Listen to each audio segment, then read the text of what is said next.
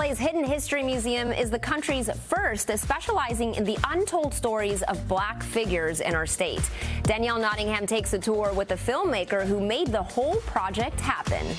We are in Jefferson Park, and this is Tariq, who is behind the Hidden History Museum. And Tariq, tell us what this museum is. Well, the Hidden History Museum is a museum that we put together on a grassroots level where we wanted to talk about our history from our perspective. A lot of black history is not discussed and it's actually suppressed. So we wanted to really emphasize a lot of untold black history. And what made you decide to do this museum in particular? I know it's linked to Nipsey Hussle. Right, yeah. When our brother Nipsey transitioned, a lot of people would go to his death site and use that as a tourist attraction. Now, a lot of people don't understand the politics of LA, and that area is still very active. And there's been some situations down there, unfortunately. So I wanted to put together a safe space so that people want to come in, you want to learn the history, you want to learn the culture, and just be in a position and be in a location where you're going to be safe and you're not going to put yourself out there to be in any kind of danger. Well, let's highlight some of the figures here in California. I mean, Biddy Mason, she's right behind us. Who is Biddy Mason? Biddy Mason was a very important sister in Los Angeles history. There was a lot of slavery going on here in California, contrary to what people believe. San Bernardino, in fact, was a slave colony, so slavery was informal out here. She was one of the enslaved people at the colony. She fought for her freedom, actually won. She became free and then became the richest woman in the state of California. And she bought a lot of prime real estate that's in downtown Los Angeles, and they don't even have a street named after this sister. And she was so instrumental in early Los Angeles. Yeah, well, talking about naming something after someone, let's talk about Queen Califia.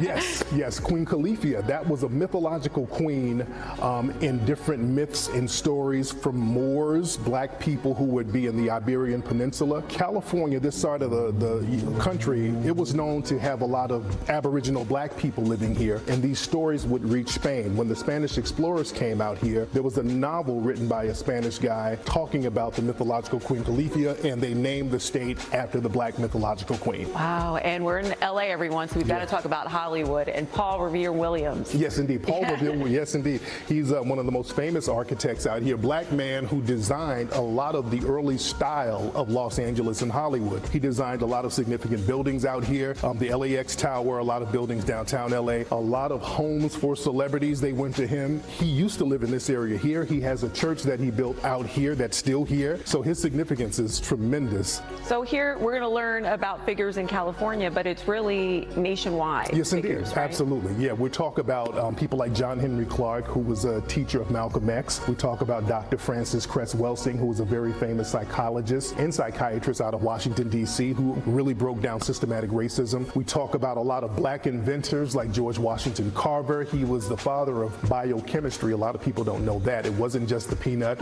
We talk about black people who created things like radiators and refrigerators, and we talk about people like Lewis Latimer, who's the real inventor of the light bulb. He worked for Thomas Edison, and Thomas Edison would get credit for a lot of stuff, but it was really Lewis Latimer who was the creator of the light bulb. So we talk about a lot of stuff like this. We talk about Ernest Nearest, who was the real inventor of the Jack Daniels liquor brand.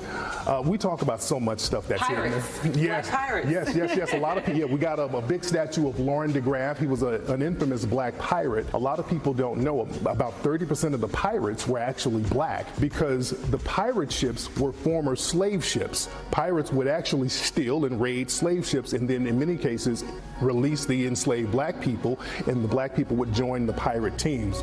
That's not talked about. So we talk about and uncover a lot of history like that. All right, and before we go, we're going to uncover something else, the first West Coast rap record. Yes. We